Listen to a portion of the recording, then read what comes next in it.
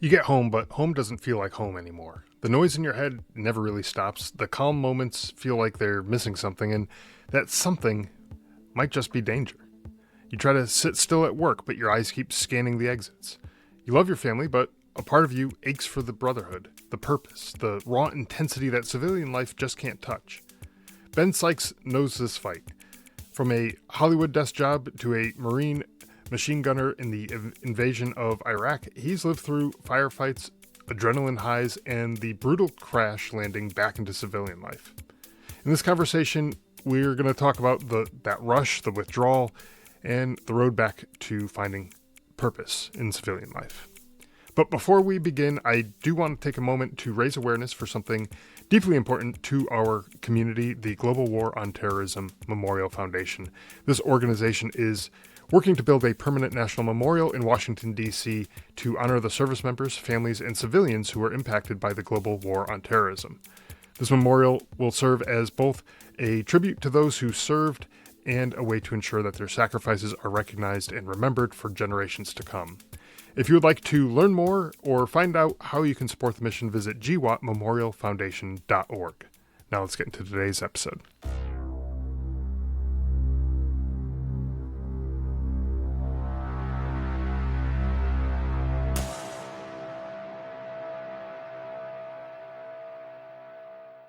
Hey, Ben, welcome to the show. Really glad to have you here. Looking forward to this conversation. Yeah, great to be here. Thanks for having me. Appreciate it. Yeah, you bet. I always like to do this with folks when we first start talking, just to get a little bit information about their background, a little bit of their military history, that type of thing.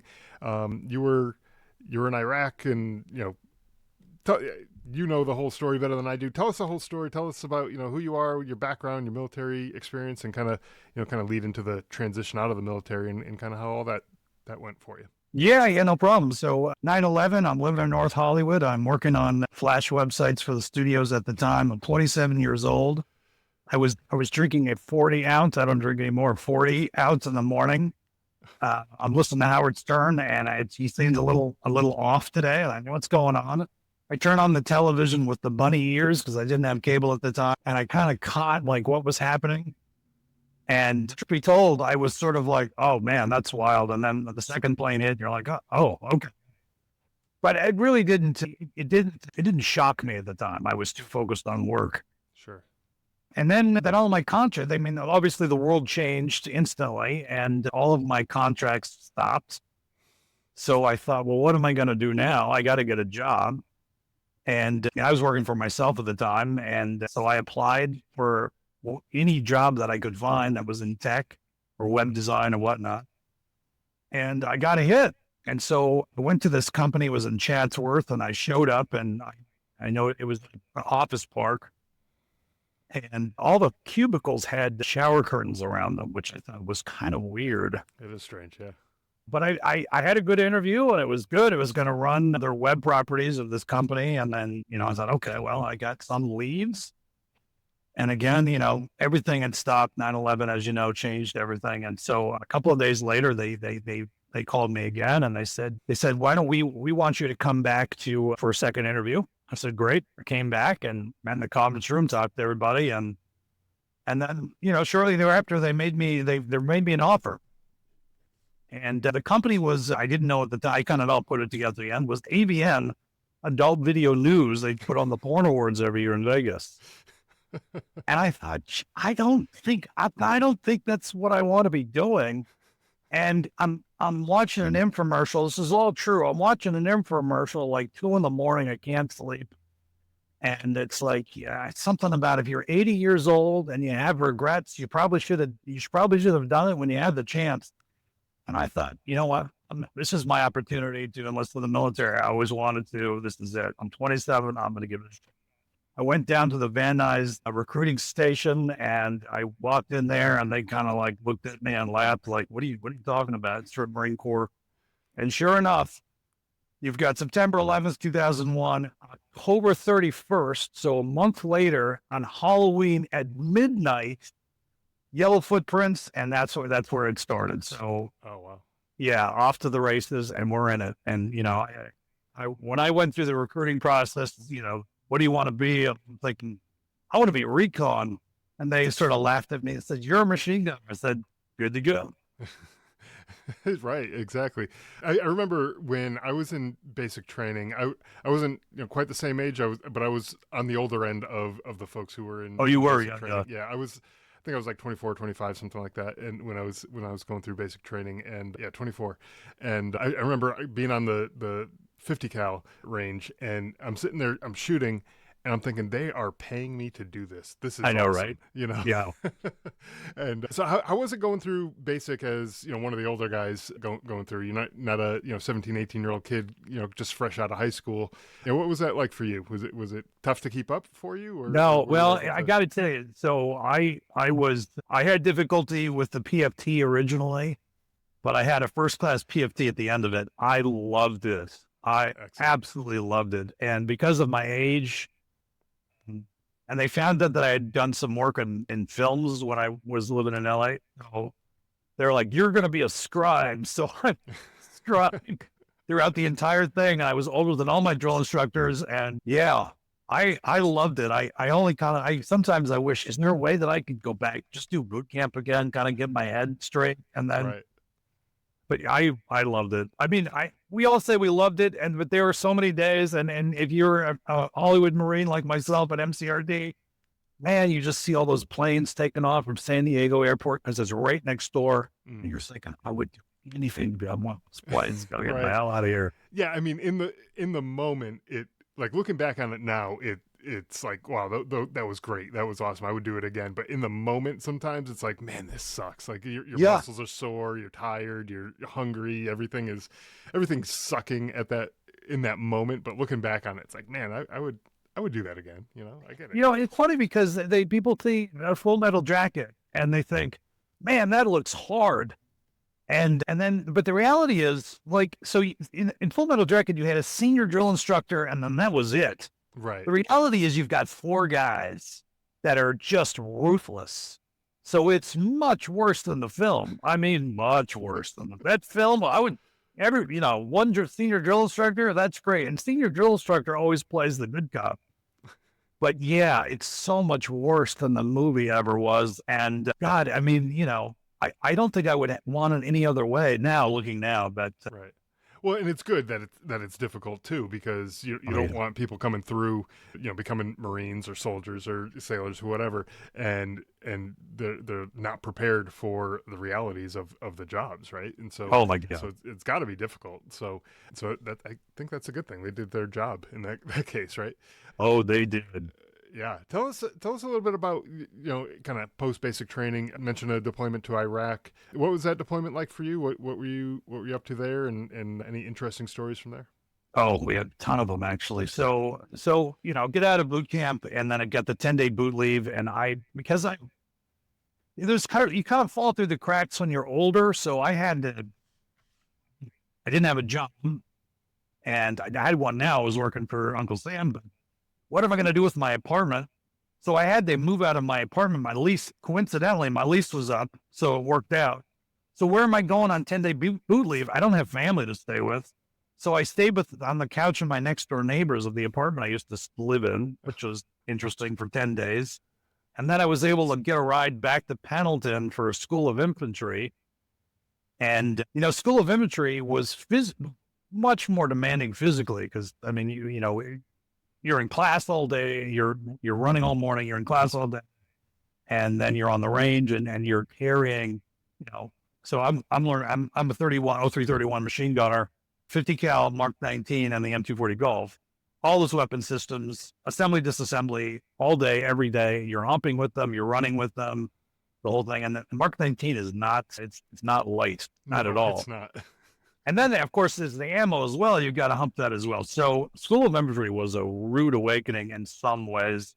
But you get there and you think that, you're in the boot camp mentality. And then all of a sudden you have this freedom. And you're like, what am I supposed to do? I don't know what to do. So it's always a bit of an adjustment.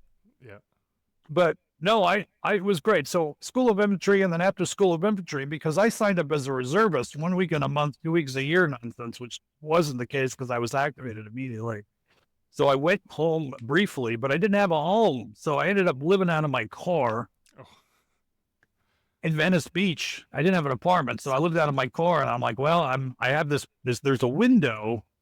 I probably should have just joined the fleet immediately after that, but I got an apartment, and I finally found a job. So it didn't take too long, but in this window of time. And then once I started working, I think it was like 2 weeks into the job, I get a phone call from First Sergeant. He says, "Hey, Sykes, I got some good news and some bad news." And I'm like, "All right, lay it on me, First Sergeant." He's like, "You got 10 days to get your life together." I'm like, "What are you talking about?" He's like, "You get deployed." So I'm like, "All right, so 10 days, I got to do will and testament. I got to do power of attorney, all this sort of stuff." And I got to tell my new roommate, because I just finally found a place. I'm like, "Hey, I'm probably going to be the best roommate you've ever had, because I'm just not going to be here for like maybe a year or so long, or ever. We don't know if we're coming back." That's right. Yeah. So then, yeah, so we're back at Pendleton. We're in the field 24/7, 24/7. I mean, we're living in the field, and because we're reserve unit, we've got a lot to prove, and a lot of the guys are ex-military or ex-police or SWAT or whatever. So, we're like, you're not special at all. So we really just got hammered. And then, yeah, we flew. We flew to Iraq and ended up providing security for. So we flew to Iraq. We stopped in Shannon, which now is public, but at the time it wasn't. We landed in Shannon, and of course, we're flying just a commercial airline. So all the lance corporals and privates and whatnot. So you're loading the plane because they don't have the staff to do it. Mm-hmm. So you're loading all of that, and then all the firearms, all the weapon systems, all of those are underneath the seats. Yep. Right. So, I mean, to see it, I mean, if you're, so this, then obviously there's regular stewardesses and stewards. So we had to be on our best behavior, but we fly to Shannon, we stop in Shannon, we have a Guinness, which was great, got a photo op, and then we go from Shannon directly to Kuwait. And then from there, they funnel us to Camp Commando, which is where everyone was a staging for all Allied forces. So we had, British Royal Marines and SEALs and whatnot. So we're there for a long period of time. We're doing gas mask runs, doing all the stuff, because our job is going to be, weapons of mass destruction. And we were going to have to be in MOP 4, which we were for a large portion. And yeah, what happens? We cross the LOD and we're in it. So we're a day behind Jessica Lynch in the Battle of Nasiriyah. And we're in a convoy. I mean, it's like you're in traffic on the 35 in Austin here. You're in a convoy waiting. And as we get closer and closer, there's more bodies, and there's more wreckage, and there's more bodies. And then we see a Abrams turret off, and you're like, whoa. And here we are. And it's just, now we're in the fight. So now we're in a full on firefight. We got 1-4 on the ground and prone. Guy turns around. He's like, kill these motherfuckers. And we just unloaded, M240 Golf on this entire building. And they didn't have tracks for us, right? So we're on 7 tons with sandbags the entire time. So we're sitting ducks, but we don't care. We're like, we know our job. Everyone kept their sector of fire intact. So we're taking massive fire, and and then we keep moving through. And I'll tell you, it was the greatest sort of mind freaking you'd ever imagine, is that there's a couple of Marines that are sitting on MRE boxes having chow. Like nothing's going on. And you're like, what is that? Like, there's a firefight. It's right there. It's like 50 yards away. And these guys are like, and it was the weirdest thing. It was so bizarre. It didn't even faze them, kind of? What is this? And it reminded me, actually, there's what's the movie Apocalypse Now, where all of a sudden they have this Playboy convention in the middle of the jungle, and you're like, that's not realistic at all. And now I'm like, oh yeah, that's totally realistic. I could totally see that happening. Sure. So we're in Nasiriyah. We're going all the way up to Euphrates. We're going from each individual town, and we're doing raids, and we're looking for weapons of mass destruction. We're all in MOP 4. Just without the gas mask, and then gas comes down. We're MOP 4, the whole deal. It continues on. I'll just keep going if you want. Sure. Yeah. I think, deployments, you mentioned something like, having your rifles and everything on the plane, like under the seats and stuff. That was the same experience I had too. So I know exactly what you're talking about. It was that was like a surreal thing. But a lot of the stuff that happens during a deployment, especially someone's first deployment, if you have multiple deployments, you start to know what is normal and what is abnormal and stuff. Sure. But when you're going into a deployment in a combat zone, Iraq, Afghanistan, any of those types of places, everything is pretty much abnormal to you that Oh my very God. first time. You Oh, step well, off the plane, and the culture is different, and then how people react in a combat situation when there's bullets flying overhead, or bombs being exploded, or all those things. You don't know how people are going to react until they're in that situation. it's true. You could have the guy who's talks the most shit and in training, and he's like, oh yeah, no, I would do this and I would do that and I would do We've all seen these it. things. I saw that in person. Yeah, Exactly. And then the bullets start flying, and they just shut the fuck up, and they don't know. that's right. Right. And That's right. and you have, and then everything in between. You might have someone who is like nervous and in training, and they're like timid and all that, and then real bullets start flying, and they become a stud. Yes. And so you really don't know how that's going to take place, but it's, I guess just really everybody's experience is going to be different when it comes to a deployment like that. And I'm sure your deployment, and especially being in that same area, like kind of right around the time of the Jessica Lynch and everything like that, there's a lot of media attention on what's going on in that area, and so that probably I would imagine complicated things a little bit for you guys, or was it just kind of like another one of those things you just kind of brushed off and didn't even think about? Well, so Rick Leventhal from Fox, I've since connected with him on Instagram years later, but he was our embed, but we were in the front, so we were just like, we're just going. So Okay. we didn't. So that wasn't even an issue, right? No, not a bit. And yeah, we were just going, and we were, in firefights throughout all the way until we got to Baghdad, where we were ambushed, and where we got to see the guys with ILS, right, imaginary lat syndrome, suddenly fold. Sure. And you're like, got that, saw that. But before I get into, like, we're getting into Baghdad, and like we had some pretty big milestone sort of experiences. One of the things that nobody talks about, which was sort of like a rude awakening, is like the moment where you're like, there's no place to shit. So how is that going to work? So you're in a giant convoy in the middle of nowhere, and then all of a sudden, like, people got to go. Oh, how does this? I mean, that's like, welcome to reality. So there you go. Everyone's you're just dropping trow in the middle of a field. You're like, interesting. Okay. Yeah. So that's new.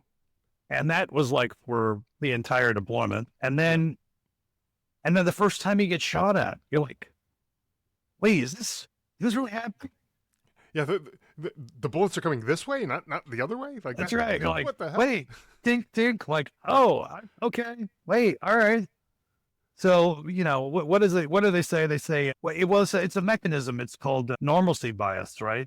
It is not your normalcy bias. Is like, oh, come on, this isn't really happening. Normalcy bias is not your friend in combat, so you need to kill that instantly.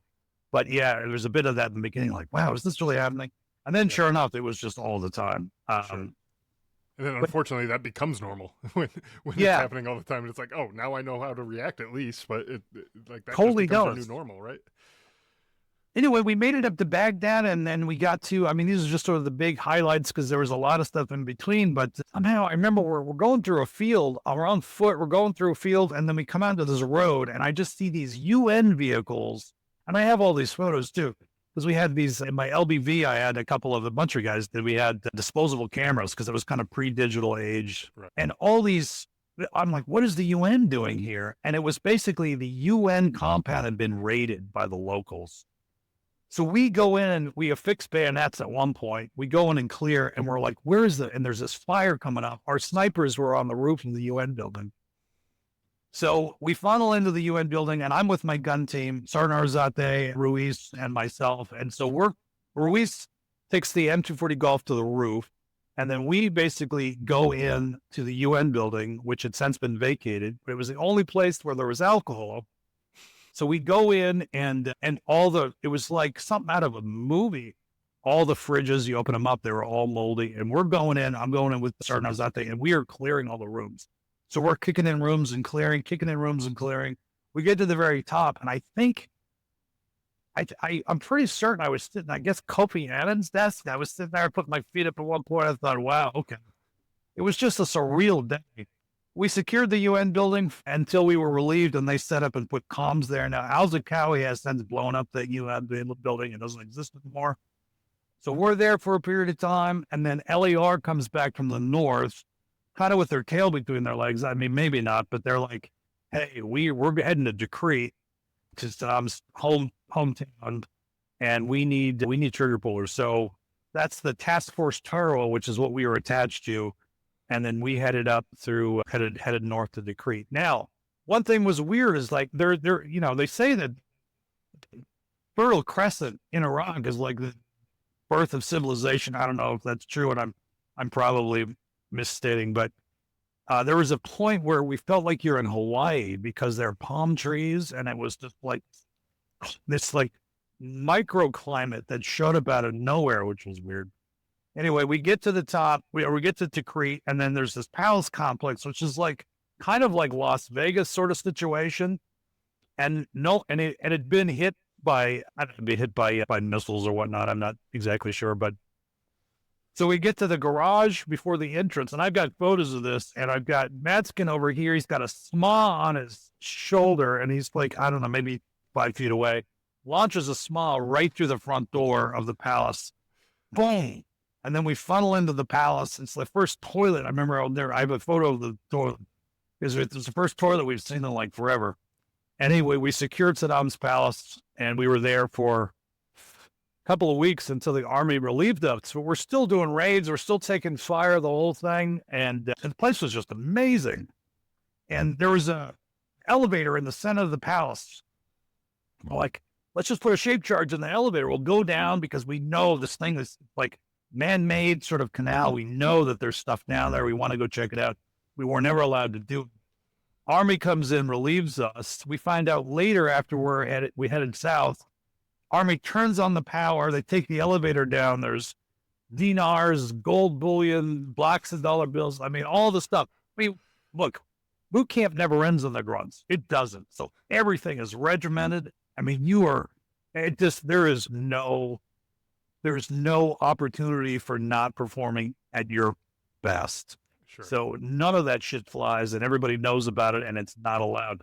And so we did keep our honor clean 100%, but it still was kind of, we could have been a great photo op for all of us, but yeah, it was just so we were kind of like, we were on top of all of that, and we couldn't go down the elevator shaft. Anyway. Yeah. I mean, I could only imagine the look on those guys' faces when they go down. Oh my God. Flip the lights on, and it's like the lights are shining off like the gold, and it's like, oh my God, I can't even see. It's so bright in here, Like I could only imagine like the just the reaction of all those guys. But oh my, it was the whole compound was just so amazing. And yeah, when we found out about it, we were pissed. We're like, what? But so be it. Yeah. I've got some great photos from the palace, and of course, that was sort of like we had all the 41s, which are all the artillery, and all of us. Once we secured it, the press showed up, and so I guess our unit was on the cover of the LA Times, and yeah, we got a lot of good press out of the deal. But one thing I want to say, which is really important here, and this is really important for everyone to know, in the very beginning, going from town to town, the locals were gracious. They were lovely. They were absolutely just really spectacular. They would show up. It was exciting for them because the Americans are here, and there were parades.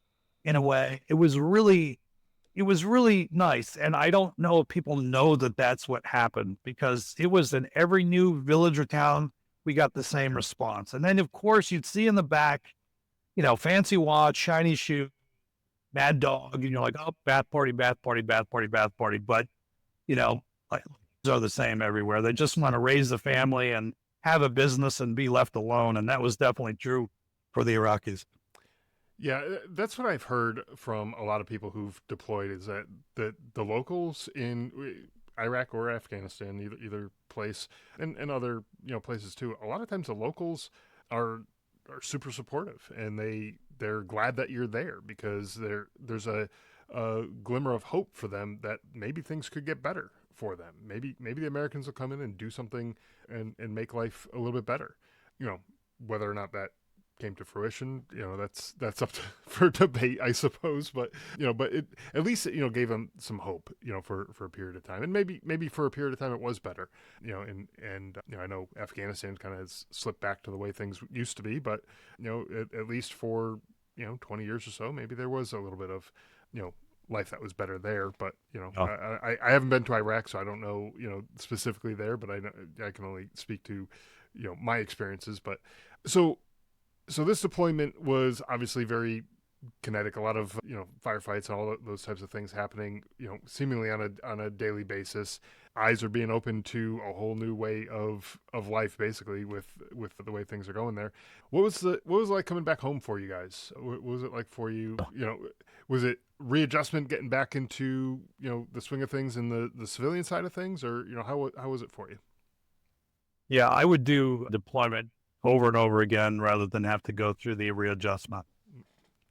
Hardest part of the entire deal. I mean, after Tikrit, we went down to Diwania where we were out. And we were under General Madison. General Madison was pretty much ROE was whatever you want. I mean, that's not entirely correct, but not far from it. Sure. So we're in Diwania at an ammo depot, which was basically a Costco for IEDs. We didn't realize at the time, waiting to finally get orders to go back to Kuwait.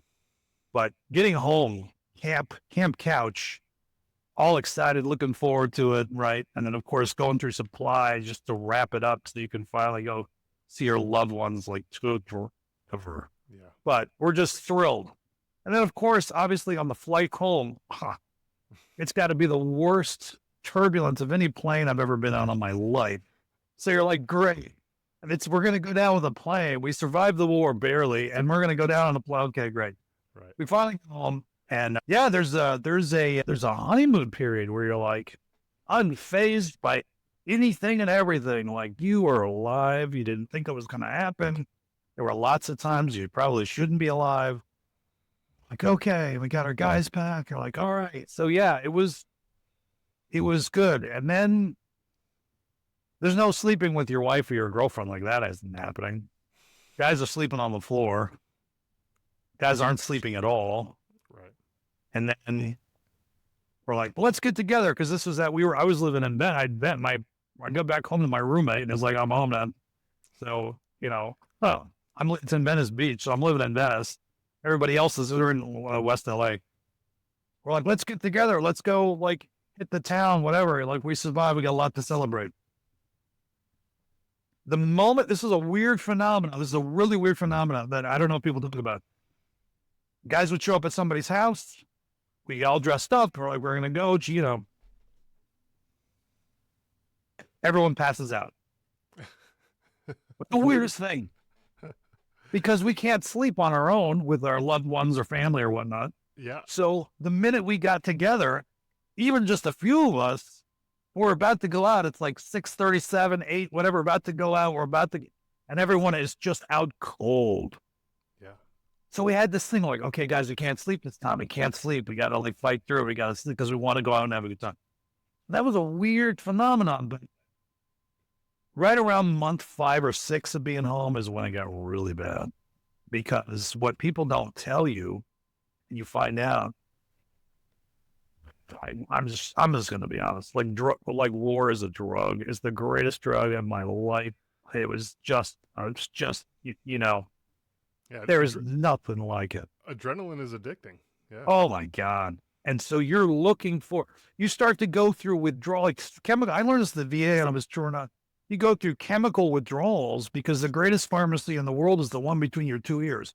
So I'm going through withdrawals and I started drinking heavily and we're all doing dangerous stuff because you're looking for that fix that you don't have anymore. And that was an adjustment. I mean, the good news is nowadays, unlike Vietnam, all the guys you go as a group, you come back as a group. Before you would be in the middle of a firefight, you get cold, and you'd be in a bar in New Jersey 2 days later. Right. Like that was horrific. I don't know if that's true. It's what I've been told.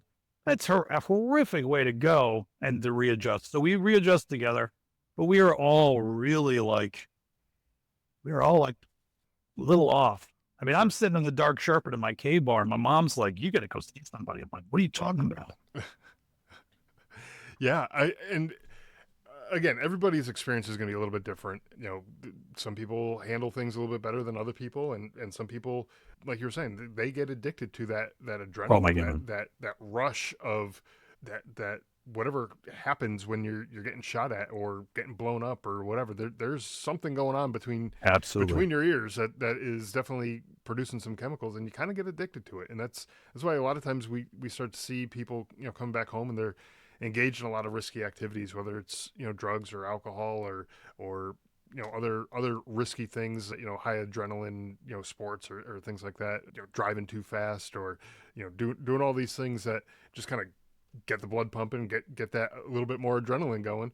But it was interesting how you're saying how you guys really weren't, nobody was really sleeping all that well, but once Oh you guys no, are around each other, it's like you finally have that security blanket that you can wrap around you. If it hey, was weird. my guys got my back. I know they got my back because we just came back from a terrible place and they have my back there. They'll have my back here too. So like it actually makes sense. It sucks that that's the case, but it does make sense, right? What about getting back into work? I know you're in the reserves, so you kind of got back to work at some point, I'd imagine. What was that like, and how was it like getting back to working with civilians versus other military?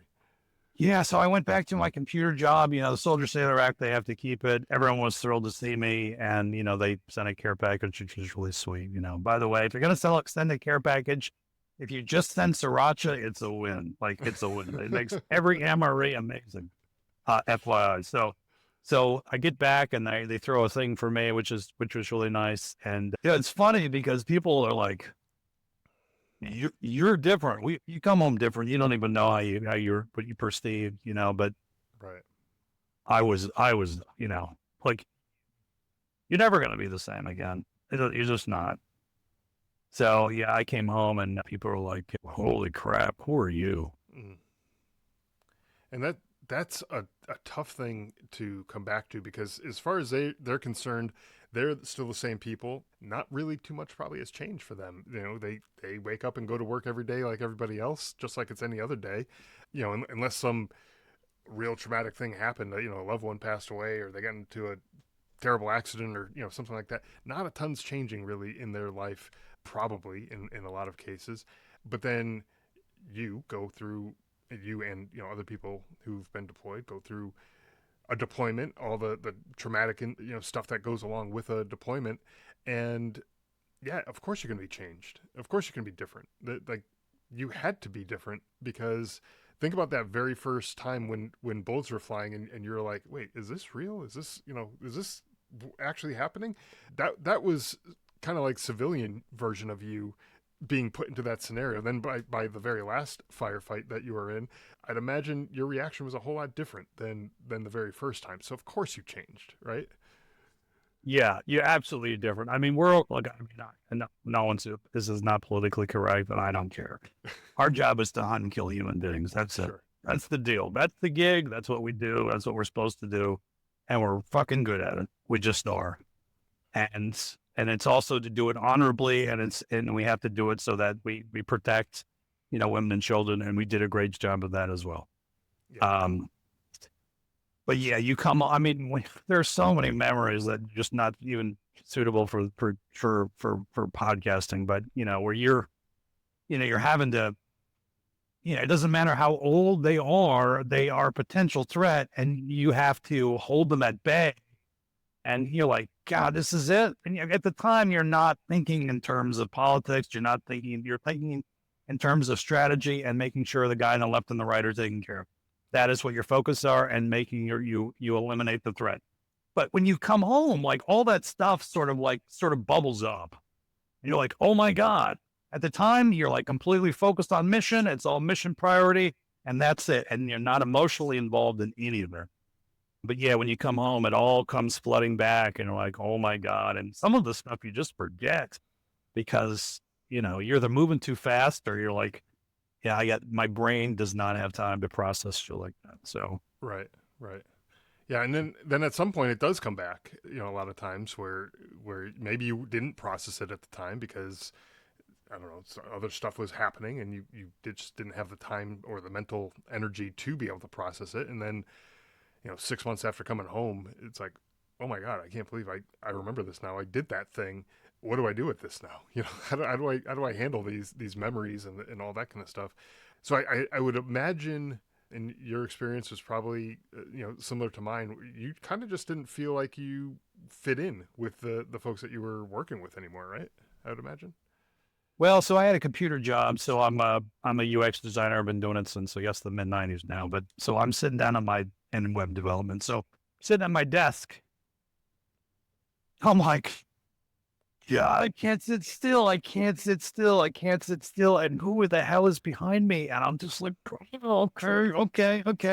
All right. We're going to try that, and it's just, life is just never going to be the same again. I mean, eventually now it is, and so let's go out to have pizza. Let's go to have pizza. That sounds like a great idea. No, it's not. It's not pizza anymore. It is, where's our entrances? Where is our exits? Who's the potential threat? It's scanning for, the hypervigilance doesn't shut off, like ever. It's just there constantly, like a VCR, the 12 that just keeps blinking nonstop.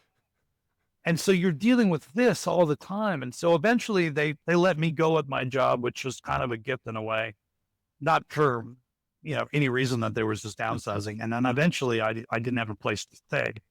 So I'm drinking, and so I end up sleeping on the beach. So I'm a homeless guy on Venice Beach. Like, hey, I became the movie version of Returning Vet. And I got sober, and a guy helped me and I started living on his couch, and slowly but surely I started going to the VA. And Leslie Martin was the head of the West LA VA. She's since passed, but she was pretty amazing. And I just started sharing. And in those days, they weren't doing immersive therapy or cognitive behavioral therapy. They were doing group therapy, which I don't think was really helpful. So it was only later on, after the VA started to modify their PTSD treatment stuff, that it really started to help me quite a bit. But it was difficult. And I moved to Washington or Seattle to work at Microsoft, and got a new apartment, but it's a new area. I don't know the city well. And so I'm not going out at all. So if you're not careful, you become agoraphobic where you never leave the house. Yeah. So it was rough for a long time. And it got better. It did get better, but I had to talk about it. I don't want to talk about this shit. And, meeting with other vets, things come up that you forget about. And so any organization there's an organization, I think that's in Texas. I think they're San Antonio based. I'm not sure, but they get together, and as they do humps all the time, like that thing. That if that was around when I got home, it would have been great. Yeah, Great. Yeah, and I think that's the reason why those organizations exist, is because obviously they didn't exist back then, and people found that type of camaraderie is helpful. And oh my God, getting folks together who have common backgrounds, common interests, common, just military history. It may not be I deployed at the same time as you in the same location or whatever, but even people who deployed to completely different areas at completely different times, I mean, we could probably find some common ground of stuff that we can still talk about, we can joke about, and sometimes that just makes it a little bit easier knowing that you're not the only one who has experienced this thing. And big time. And it's just helpful to be around those people, and like you said, doing some sort of physical activity as well. That helps as well. I mean, that gets the blood pumping, it gets things moving, and gets you out of the house, gets you off the couch, gets you moving, and it's just a win-win all around. It helps you mentally, helps you physically, and just kind of builds that camaraderie. It's not just helping that one person; it's helping that whole group of people by getting together like that, right? It's true, and you can tell jokes without coming off as a monster. Because I came home and they're like, "Tell me what it was like," and the one question they all asked, "Did you kill anybody?" And like, you never ever want to be it. You never want to ask if a civilian listening to this. You never want to ask that. Like, that's not, Yeah. So you get that, and so you're like, well, I'm not, you're like, okay, we're not talking about that. But then you're like, oh yeah, there was this one guy, like, so and so, and it was a Haji that was working on the base, and Oh, what was he like? What was it? Oh, it was, he was in surgery. We had killed him. But anyway, and then you look back at their faces and they're white and their jaws on the ground and they're looking at you and just what they heard. Right. Like, oh, oh, oh, yeah, you guys are, yeah, your lens is totally different from mine now. Right. I'm going to stop talking now. Yeah, right, right. Before, especially like in a work environment, like before HR gets called into the situation, Oh right? my God. But that particular question, did you kill anybody? That civilians sometimes ask to folks who've been deployed. I look at that question as a type of question that no matter the answer that the veteran gives, the answer will change your opinion of that person. Oh my And God. and the reason why I say that is, let's say someone asked you and you didn't kill anybody. No shots were fired. You didn't even have to clean your gun because it was spotless the whole time. You never had to shoot anybody, which that would be wonderful if you never had to do anything like that. But someone's going to look at you and be like, oh well, you were probably just sitting on base all day and didn't really do anything. You didn't really do your job. You didn't do anything dangerous or tough or anything like that. So, well, that deployment doesn't really count. Is kind of the mindset that probably some people might have with that. Or you'll get the reaction that you were just describing, where you're describing, yeah, I did kill someone and this is what happened and blah, blah, blah. And then they're looking at you like, oh my God, this guy's a monster. So regardless, one way or the other, the opinion is shifting. And that's like enough for me right there to just be like, look, either you like me or you don't like me as a person. I don't want to have to, change your opinion because either way, it's gonna change it. It may not be for the better. So, I'm just not gonna answer that question. It's really, and I get it. Like, I get it. Like, if you're an armchair sort of observer and you're watching it on TV and you see it and you're a big horror fan and you see it, it's totally different from when you're on a battlefield and you're stepping over crispy critters, which are human beings that have basically burned alive. Yeah. And the smell of that, and then the fact that battlefields, because the thing they don't show in the movies is when people die, their bowels evacuate. They don't cover that on. So, and how loud, it's so loud. And like, you can't tell people that stuff. You can't give them the details because, like, if they saw it up front, they would go into a catatonic shock. Like, Yeah. and it was kind of a wake-up call for me. I mean, obviously, this is a long time ago, but I was like, yeah, we're not talking about it. We're not going to say anything because anything we say, they're not going to have a point of reference to even comprehend it. Right. Right. And even from a movie perspective, like Saving Private Ryan or something Yeah. like that, where yes, you're seeing someone getting shot, you're seeing death, you're seeing these types of things, but it's still Hollywood. It's not That's real right. life. That actor, as soon as that scene was over, he got up and he dusted himself off and he was fine. It's not like he actually had a bullet going through him. It's totally different. So, even if people think that they can relate to it through, oh yeah, well, it's kind of like what I saw in the movies. Well, not really. It's different because there's no. I mean, the only senses that you're really experiencing during the movie is sight and sound, and you're not getting the smells or the taste of The metal of the blood. the Yeah. air, whatever's in the air, and Yeah. yeah, all that kind of stuff. It's like you're not getting the full experience through that, and be thankful that you're not. I suppose Right. is kind of the takeaway from that, right? Is you don't want to experience that kind of stuff. Thank God you don't have to.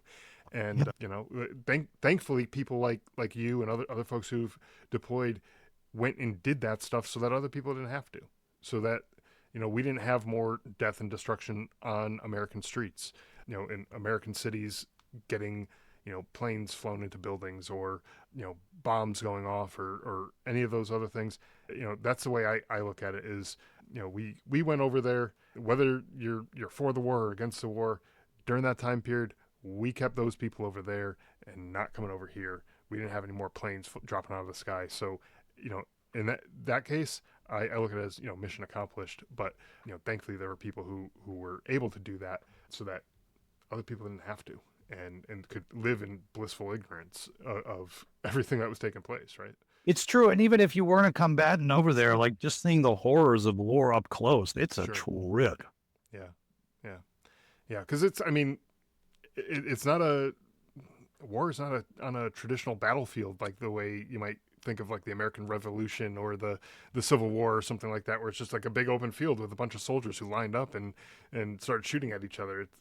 It's in cities where people live, civilians, women, That's right. children, Yeah. elderly people, like they're everything in between. And the enemy combatants that we had to face, they weren't wearing uniforms like other wars would have. So you didn't always know who the bad guy was. It could just be another guy walking around wearing the same clothes as anybody else, and then all of a sudden, oops, he has a bomb strapped to him. And it was just such a drastically different landscape than so many other wars that our country has fought, that we had to adapt, and it was a rough thing to have to go through. It was interesting because we were there for the invasion in the beginning, and Saddam had his army, I think a 1,000,000-man army or something. Maybe that's wrong. So of course, all the bunkers were loaded with uniforms. Oh yeah, just like change it out. Yeah, yeah. Going through the experiences that you went through your time in the military, your deployment, and even before you were an adult, you had a adult job, you did all that stuff before the military, so you had that kind of adult perspective, adult civilian perspective, and then you join the military, then you get out and you're back into the civilian world, so you have a lot of that perspective that would probably be very helpful for folks who are coming out of the military, that transition period. If you could sit down with a young veteran who's transitioning out of the military, what do you think you would want them to understand about kind of that whole transition period? Plus, what's next? What does that next career path look like for you? Yeah, so that's a great question. So you're out, you've just gotten out. You got to give yourself a little grace, because there is an adjustment period whether you like it or not. Yeah. But you need to get busy too. If you stay at home and you just play Call of Duty and close all the blinds, you're not going to make any growth. So you need to actively get off your ass, get into the gym, and find another veteran group and actively participate. Sure. Like that is the path forward.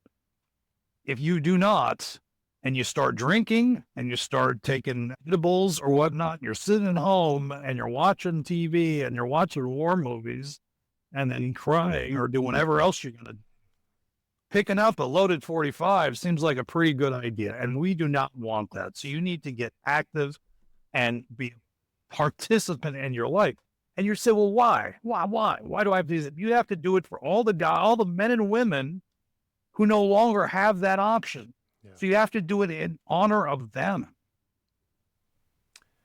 That's true. I mean, if that's why, if you're struggling to find like that motivation, that is, I couldn't have said it better. I think that's the best motivation right there. I mean, I remember years ago I was doing some like half marathons and like kind of like running and all that kind of stuff. And when I like the very first long run that I did after getting out of the military, and I kind of let myself get out of shape and everything. And so it took me some time to kind of work back up to, where I was. But I remember the very first time I'm out there, I'm running, and my legs are burning. My lungs feel like they're on fire. Like everything is just hurting and it's sucking. And I was like, I don't know if I can keep going. But then that thought that you just said is what kept me going and let me finish the route that I was running. It was that, hey, I get to do this. There's other people out there who cannot do this. That's right. They didn't make it home. They're not lucky enough to be able to do this. They're not lucky enough to be able to suffer and suck the way I'm doing right now. That's right. It's kind of, a funny way to think of it, but it's true. We have that ability. We have the ability to wake up in the morning and make a decision to stay inside and play Call of Duty, or not even get out of bed. Maybe That's right. you could make that decision, but what good is that? What good would that sacrifice from those folks who didn't make it back home? What good would that sacrifice have been for? Is that all for nothing? You're just kind of throwing it all away, or can you get up and do something useful and meaningful, and do something with whatever you have left of your life? Make the most of it. And trust me, I know it's hard to get yourself in that mindset. It's hard for me sometimes too.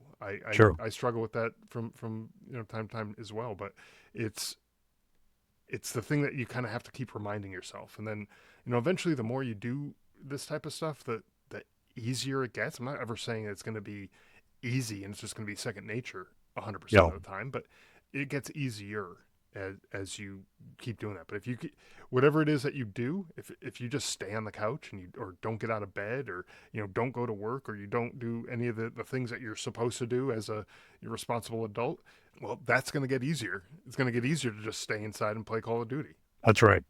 But that's not going to really move the needle on your life, right? Like, looking back on your deathbed when you're 85, 90 years old or something like that, you're like, man, I'm really glad I got to play more Call of Duty when I was whatever age. Like, that's not what it's all about. And so kind of put things into perspective, I suppose, is the way to put it, right? Live your best life in honor of those who no longer can. I mean, Yeah. that is the quote. And it will require some serious self-discipline. You're going to have to dig deep, but you have to start being of service. You've got to start helping other people. When I'm being of service to somebody else, whether I'm helping them with the lawn, the yard, a resume, whatever it is, I'm out of me for a moment, and I have some relief in that. Yeah, that's But a good way to put it.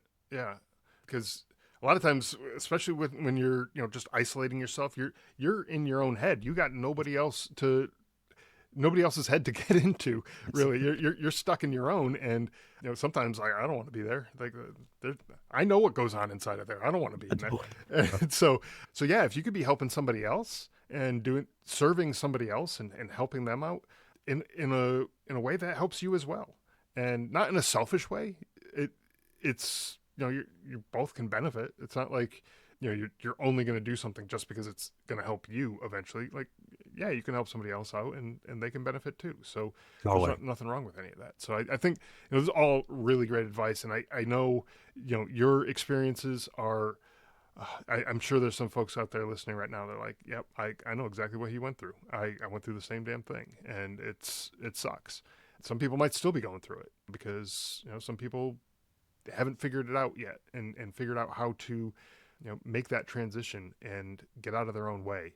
But I think knowing that there are people out there who've lived that same experience, like yourself and countless other people, they've lived that experience and have come out on the other side okay. You're not 100% the same person that you were before.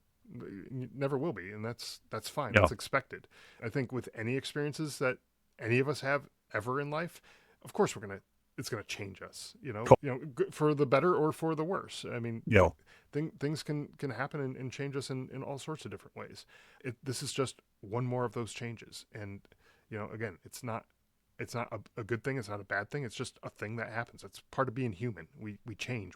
We adapt. We overcome until we just give up and we stop doing it. And that's not a great way to be either. So no, I agree. So this has been a great conversation. I know we're getting kind of a little long on time here, but I do want to thank you for coming on the show, sharing your experices, because I know my pleasure. Yeah. It's not the easiest thing to bring up some of those memories and start talking about some of those things. And so I really do appreciate you coming on and sharing and talking about those experiences. But more importantly, the advice that you gave, talking about that young veteran just transitioning out of the military, getting active, getting involved in community, doing something, not just sitting inside playing Call of Duty or, whatever it is that they might be doing.